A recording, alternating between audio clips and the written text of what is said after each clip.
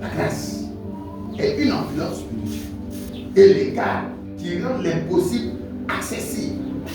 Le sang de Jésus-Christ a versé. C'est une grâce. Donc ça vient nous enlever de la honte. C'est une loi. On doit penser aussi.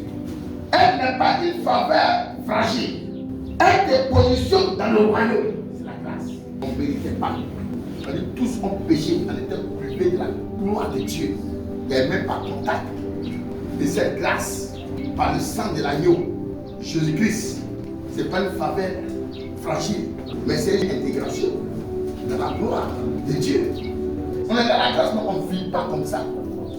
Parce que la grâce est introduite dans le royaume. Pas que tu ne méritais pas.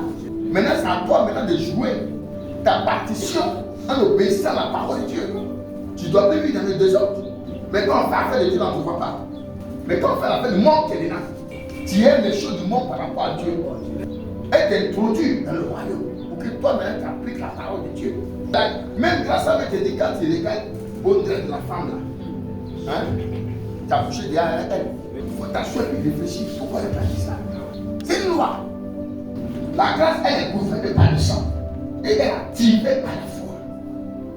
Le sang de Christ Jésus. Donc quand tu vis hors de la grâce, tu es en train d'insulter Jésus. Tu as violé la loi. Mais quand tu viens la loi, il y a une suspension spirituelle sur ta vie. C'est pour ça qu'à un moment, il y a des critères qui sont compliqués. Ils ne se retrouvent pas. Écoutez-moi, physiquement, on est sur la terre. Mais spirituellement, on n'a pas de la terre. Nous sommes partisans du royaume. On doit vivre selon les principes du royaume. Mais quand tu vis hors de ça, il y a un problème. La grâce, c'est une zone de couverture légale où Dieu voit l'homme à travers Christ. Parce que la vie que notre vie est cachée en Christ. Et Dieu. Rejeter ou mépriser la grâce, c'est insulter la croix. Mais qui était la croix? Qui est monté à la croix? Mépriser la grâce, c'est mépriser Dieu. C'est mépriser le Saint-Esprit.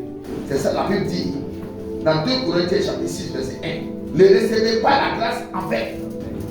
La grâce oriente vers la sainteté. Titre 2, verset 11. Car la grâce de Dieu, source de salut pour tous les hommes, Source de salut pour tous les hommes, a été manifestée. Elle était quoi?